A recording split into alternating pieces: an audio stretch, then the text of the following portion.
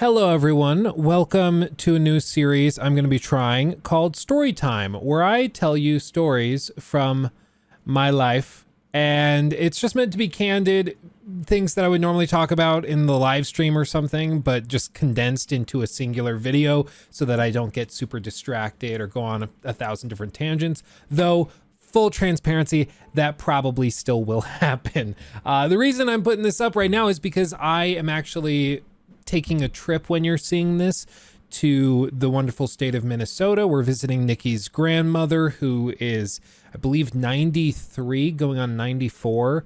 And we thought it would be great to give her the chance to meet little Orion, who is our second child who was just born, because you just never know what's going to happen when somebody is getting up there in age. And we'd love for him to be able to meet his great grandma. And, it's just something we've wanted to do. So we will be off doing that, so there won't be any sorted live streams in the studio. So I figured, why not do some story time projects and just tell you some wacky stories that people have previously said were relatively interesting. So for this one, I thought I would just start out with what I think was probably one of the most foundational and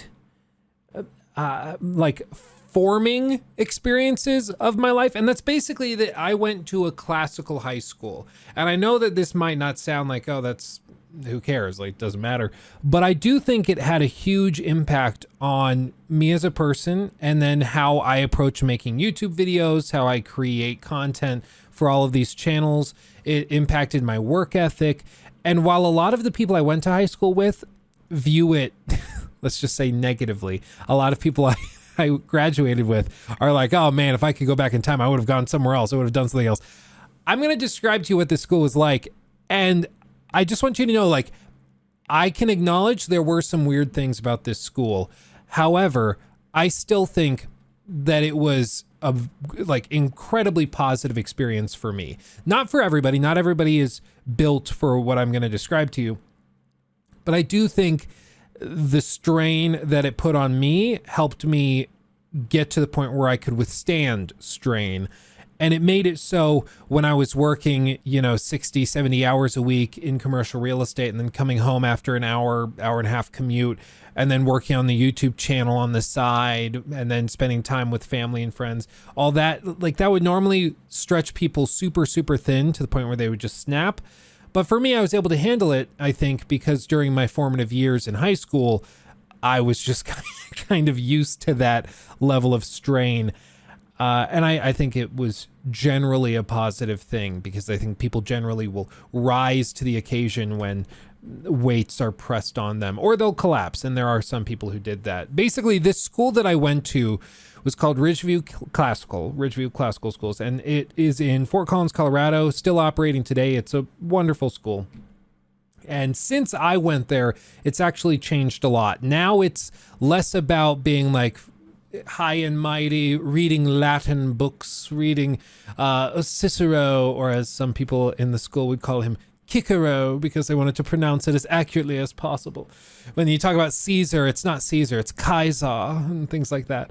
I don't know why they have British accents when I remember it, but I guess it's just the posh nature of it. Now it's more of a wilderness adventure school. It's really interesting. I went and had coffee with the principal, who had taken over shortly before I graduated, and that I got pretty close with.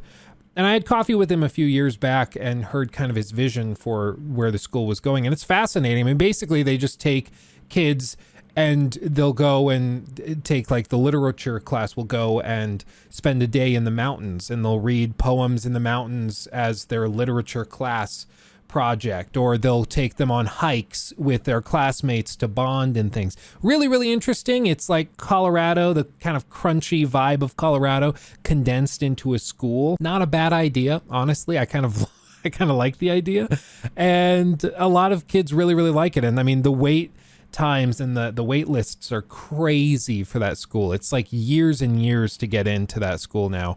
So hotly contested for sure. But back when I went there, it was coming off of a time where the school had been under the leadership of a principal who was very snooty, who was very much like, all of our students are way smarter than students at any other school. And that infested the student population.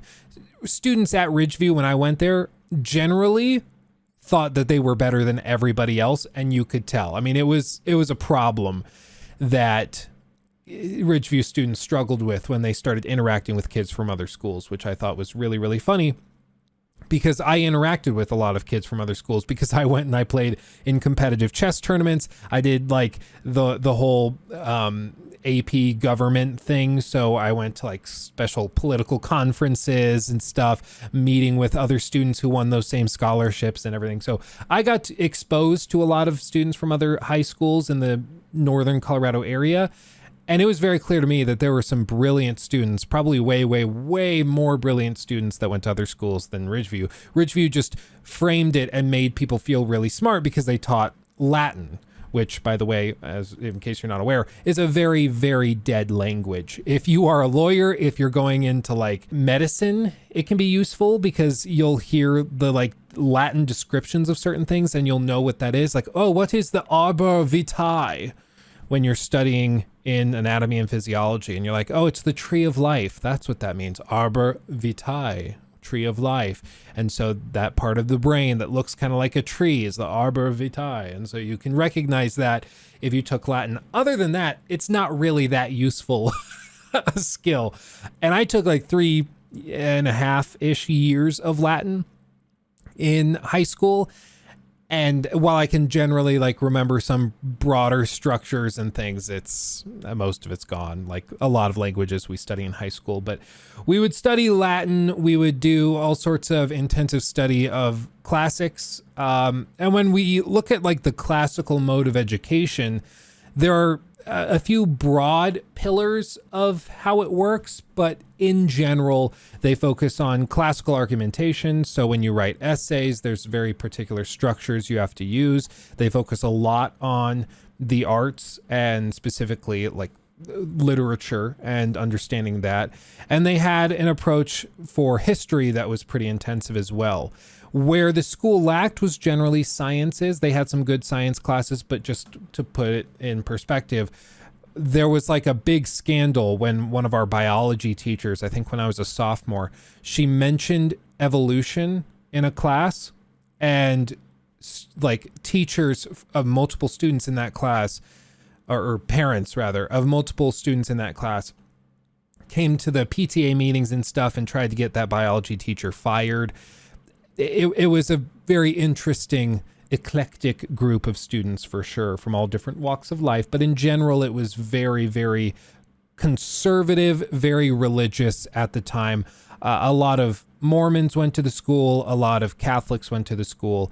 And so it was common for there to be some let's just say, regressive opinions towards topics like evolution or abiogenesis or cosmology with like the Big Bang and things. That was stuff that was difficult to discuss, which I always thought was really, really funny. I was like, if we're trying to raise the bar in terms of education, why are we getting really iffy when it comes to these scientific topics? Shouldn't you be taking students and just being like, well, this is what the science shows? But anyway, it's a whole other topic.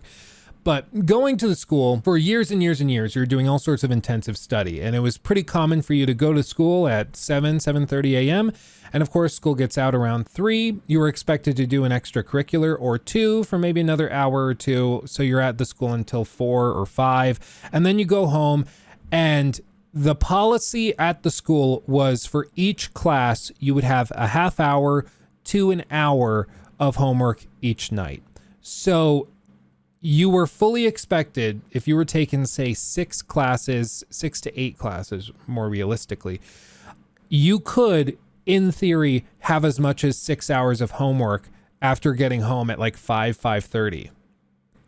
That's wild. For a child, for somebody who's like 15, 16, 17 years old, to get home after more than a full work day. I mean, a full work day is 9 to 5. At this school, you're going from like 7, if you're doing extracurriculars, 7 to 5. And then you get home and you have another 6 hours potentially of schoolwork to do. And in my experience, if you were taking decently difficult classes, AP classes, if you were taking your studies relatively seriously, that was not outside the realm of possibility that you would have 3, 4, 5, 6 hours of homework, which broke a lot of students. It broke a lot of people. One of my dear friends in high school, Brendan, he might even be watching this right now. He's a tremendous person and is incredibly talented in a lot of aspects, but he really did not, let's just say, connect with that sort of academic load. It was not something he was interested in. He's like, what is this getting me? I'm not interested in this. So for senior year, he ended up leaving the school after just a month or two, seeing the load that seniors were going to be put in. And he went to a different school to graduate, as did a lot of students. I mean, when I started high school, there were probably like 150, 200 students in my class. I forget the exact number, but I graduated with just about 40 people in my class, in my graduating class. That's how many people dropped. And I think going into senior year, there were like 90 to 100 students left. And that's how much it whittled off and people dropped and left in those final 2 semesters, more like probably 2.5, 3 semesters, because some people left the last year of junior year or last semester of junior year. But it was rigorous. It was intense. And I think what was frustrating to me as somebody that, just full transparency, I kind of excelled.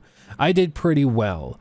I won Student of the Quarter. I gave what were called colloquia, it's when you deliver a colloquium. Basically, you go into the Performing Arts Center of the school, and then you stand up and you present a thesis or an essay, basically, to the student population and to the teachers.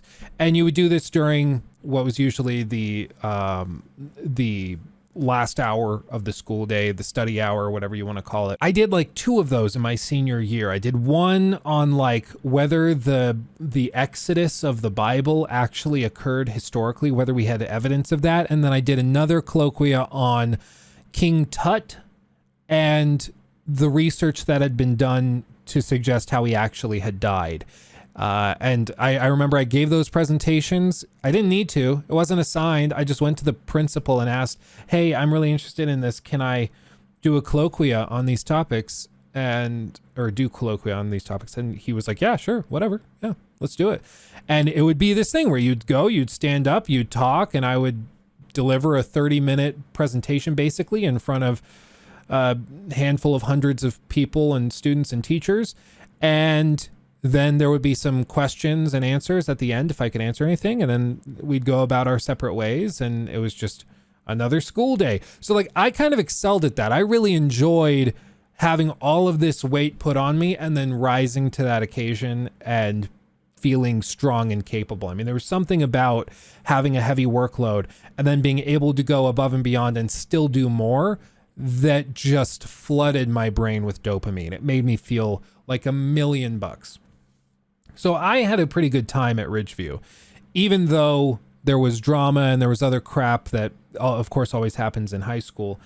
I excelled.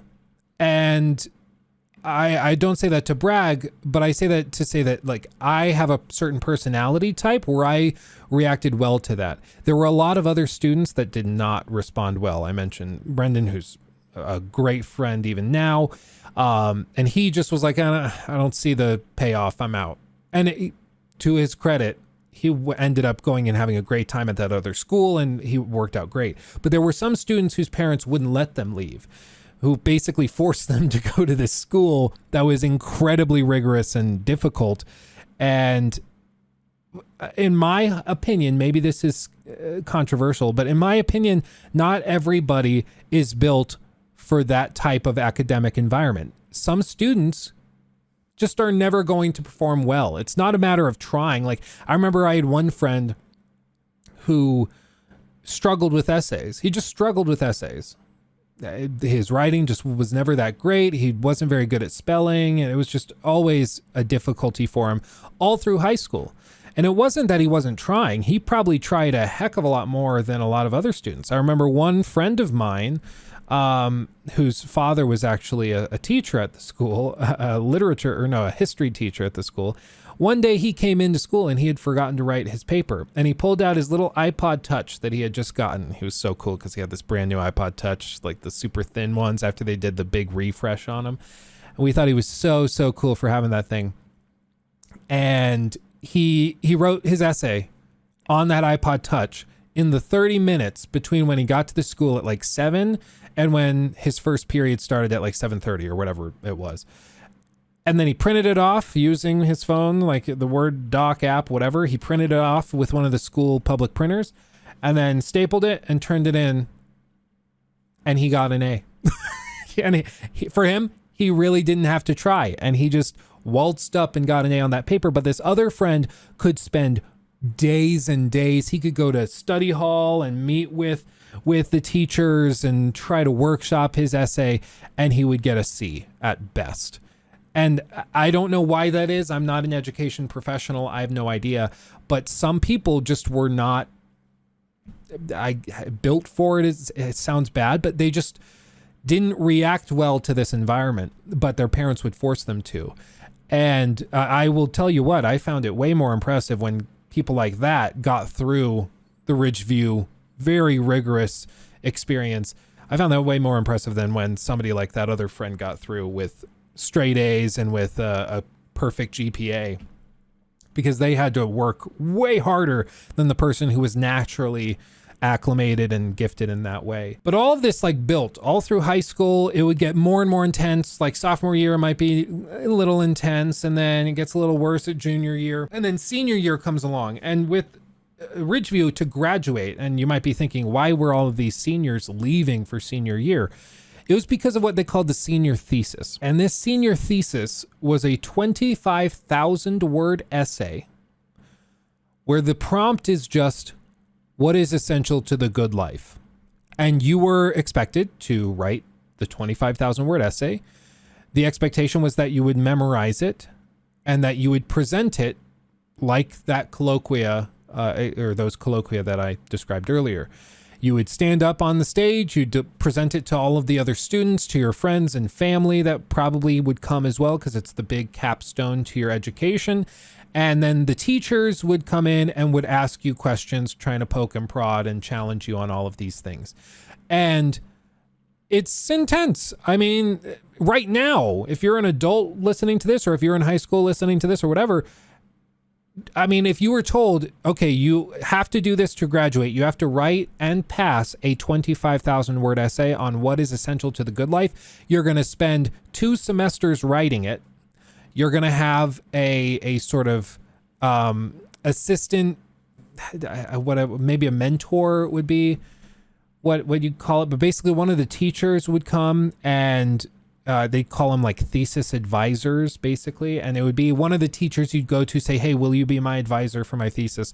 And then they'd sit down with you during study halls or meet with you outside of class time and help you work on your senior thesis. Whether maybe you're like super religious and your thesis was about how the Catholic Church is what's essential to the good life. And so if there was a really Catholic teacher, which there were a couple, you'd go to that teacher, ask them to be your advisor, and then they'd help you find sources from within the church literature and all of that. But you were expected to be able to memorize it and present it. Now, the year I graduated, they were a little flimsy on the memorization part. They basically said, you can have like note cards with bullet points on it. You can do that as you present it to the audience, but you're expected to know your thesis. And that generally worked out pretty well. And then other students memorized the whole thing. For me, I had done a lot of like theater in high school in the last couple of years, so I just decided to memorize mine. And I remember my thesis was called "To Love Another Person is to See the Face of God." It was a quote from the musical Les Miserables, and it was basically an argument that altruism was the key to the good life because it did something within us. And at the time, like, I made a very spiritual argument, and I think I generally still would say I would hold to the same position, but I think I would make the argument in a much different way, because I relied a lot on like very flimsy references and sources, let's just say. I don't think I would agree with the argument that I made back when I was 17 graduating from this school. I think I would disagree with younger me then, which is cool in and of itself. But there were a lot of really interesting theses put forward by students. I mean, like I said, some students would argue that their faith or their religion was the key to the good life. Other students would come in and they would argue that, like I remember one guy he came from a very wealthy family. He argued that material possessions were essential to the good life. He was like, money, I still remember he stood on stage and he's like, money, people often say money can't buy happiness. But it can buy you a hell of a lot more. I think he said something, he said it in a fancy way, but he basically said money can buy you a hell of a lot more happiness than being poor can buy you. And, the teachers in response were kind of baffled because naturally teachers at a charter school like this don't have a lot of money. So for you to stand up on stage and argue that you guys will never know what it's like to have a good life because you are all poor. It was a little heated in the Q&A section, but there were some fascinating ones. One was like, I remember my buddy Dakota, he gave a presentation quoting a lot of like Ayn Rand and discussing how being basically rationally self-interested and selfish was key to the good life, knowing when to look out for yourself and shed the concerns of others. That was an interesting thesis, I remember. My buddy Caleb, my best buddy from high school that I still hang out with all the time nowadays, he had a thesis about the white picket fence and how having the family and the house with the white picket fence and the dog and that sort of idyllic life, that to him was what was essential to the good life. And all of these were really fascinating concepts and ideas, especially because we're young, stupid teenagers. Like when you're 17, 18 years old, you have no idea what's essential to the good life. You don't. But what I appreciated about the exercise was it got us thinking about it. And now we have a point of reference where we can look back and I can read through that 25,000 word essay. I don't remember how many words mine was, but it was long. It's a huge essay. I can go back and read that now and see where I was at, what I thought about different things. And I can remember writing it. I can remember thinking these things through. I remember one of the big hurdles I had to get through was how to basically justify altruistic behavior or selfless behavior if somebody's doing it because they know it's going to make them feel good. So if you know that being selfless is what's key to you having a good life, are you really being selfless by performing that action? Like if I know that giving you $10 is going to make me feel really good because I'm going to feel like a really good person. Once I'm aware that that's why I'm doing it, is it actually selfless? Am I actually being altruistic and giving if I know I'm doing it for a reward in the form of paying me back with this little dopamine hit or sense of satisfaction? And it's the same thing with like, in religious discussions when people ask, are you actually being moral if the only reason you're not doing something is because you're afraid of going to hell or being punished for it? Or the only reason you're doing a good thing is because you want to go to heaven. You're not actually doing it out of the goodness of your heart. Like, is it more impressive for, say, an atheist to be very altruistic and giving over like a really devout Christian or Muslim or whoever? Is that more impressive because they don't expect an eternal reward for their behavior? They're just doing it because they want to be generous to their fellow man?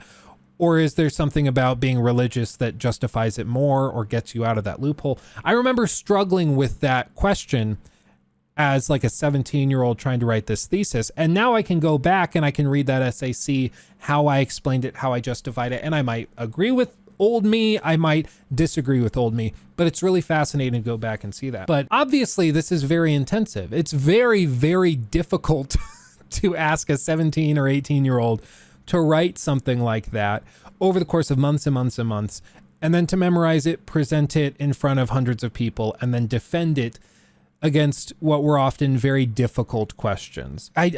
While I think I got more out of it than I put in, while I think it was a net positive for me, I do understand why so many of my classmates left the school and decided not to bother with it. They basically went through junior year and then said, I'm good. I don't want to do the senior thesis. I get it.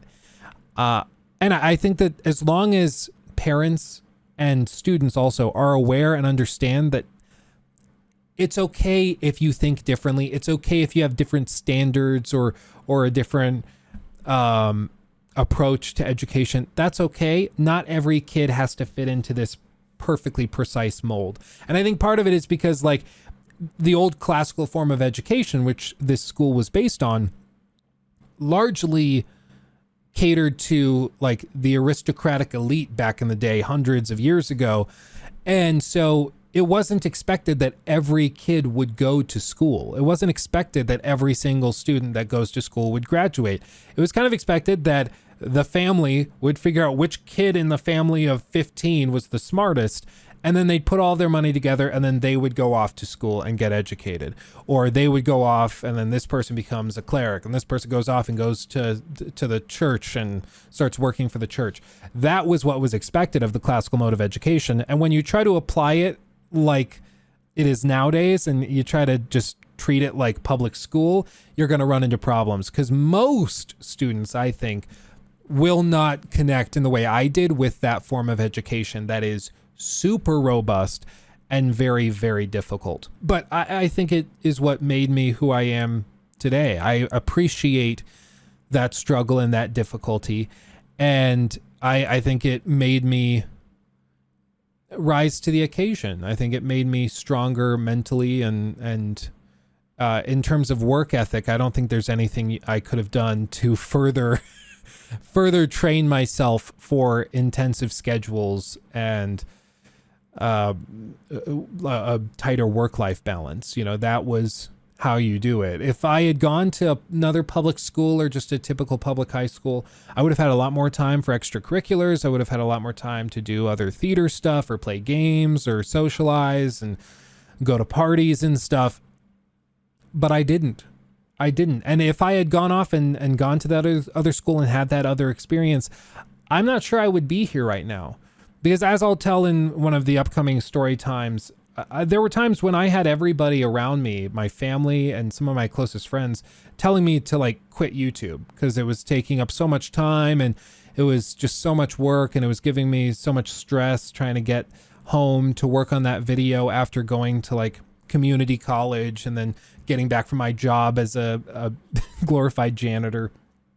People are like, just stop with the YouTube thing. Stop with the YouTube thing. Just go get a real job and give up on this. It's just a waste of time. And I think if I hadn't had the experience of just being pushed so far to the extreme, I think I probably would have given up. I think I probably would have walked away and just taken the road more traveled that was a little easier. And so I'm thankful. But I understand that a lot of the people I went to school with are not thankful and would have preferred to have done it a different way. But on the one hand, I don't think that type of thinking is useful because we can't go back in time. We can't change anything. What's done is done. We are who we are. And while we can regret mistakes we've made in the past, we can try to make amends for them. We can apologize for them. We can look back at things we regret doing. We're like, oh, I really should have bought Tesla back in 2019. If I had bought it and just sat on it for a while, I could have bought a house by now with the money I would have made. We can think like that, but it's not helpful. It's just wasted energy stressing about things you can't change. And so I try not to think that way. But what I found is often when I think that way, I can appreciate how that stuff that I might want to change if I could do it over again actually led to me being where I am now, being the person I am now. And while I'm sure in 5-10 years, I look back or I will look back at where I am now and cringe at a lot of the stuff and be like, oh man, I would have done this differently. I would have done that differently. I don't know what that is yet. And I think that's probably good that we grow and we learn and we evolve as people. But all told, I'm glad I went to a super strict classical high school. Not for everybody, for sure, but I'm glad I went to that high school. And there were a lot of good times to be had there. Met a lot of really interesting people. I don't keep up with a ton of them anymore, but you know, we're approaching the 10-year anniversary when I'll get to go meet back with everybody, see how everybody's doing. And it's going to be really, really fascinating to see where everybody's at. And if the like popular kids are actually doing well or if they're just total disasters. I do know for a fact a couple of people that graduated both with me and the year before me had like straight up mental breakdowns upon leaving Ridgeview because they had basically been told that they were the smartest kid at the school. You're so brilliant. You're going to go so far. You're going to be president one day. They had been hyped up by this school that made them think they were all that. And then they went to a big public university and realized they were one of 25,000 students and they weren't that exceptional. And they just had a mental breakdown. I can think off the top of my head of at least 4 people like that who just totally imploded upon leaving the school. And I think that that's one thing they have addressed and they've improved since I was there. They've tried to bring the arrogance and the cockiness of students down, thankfully, because there were a lot of, frankly, insane people that went to the school who thought they were all that. But at the time, you know, it was a really fascinating place to be. And I will be thankful for that education, even though there's a lot of things that were weird about it. I'm thankful for what it trained me to be and how it got me to the point where now I approach things skeptically. I think about things as critically as I can. And I'd like to think I have a work ethic that is going to help me progress further and further in life. And that's a work ethic I don't think I would have if I had gone to another school. But then again, I didn't go to those other schools, so who knows? At the end of the day, really weird time. I'm not sure if my kids will go to a classical high school. I think I'm going to see what they think of it and kind of gauge off of their interest and whether they want to tackle the challenge. Because frankly, if you had asked me back in high school, back in like maybe sophomore year after getting my feet wet, like, hey, do you want to stay at this classical high school? I probably would have said yes, because my parents basically gave me that option. And I said, yeah, I'm feeling good. I want to figure it out. But I had siblings who tried to go to the school and they did not connect. They were one of those students that just didn't fit into that mold. And so they went somewhere else and did great somewhere else. And I think that's the key, at least for us parents, is to be flexible and to not think that our way is the only way, but rather that we can find different solutions to things. But anyway, long ramble, long story time. Let me know if you found this moderately interesting and we can keep doing it. I am going to continue recording a handful of other story times over the next couple of hours that will be going up throughout the rest of this week. Story times like the time when I had friends and family telling me I should quit YouTube, or the time when one of my college professors did something very, very embarrassing in class and was kind of stunned into silence. All of these are going to be really, really fascinating. Hopefully, at least. Maybe they won't be. Maybe they'll be super boring. But either way, I appreciate you listening. I appreciate every single one of you out there. Much love. I'll see you soon in the next one. Hugs and kisses. Bye-bye. He took my thing.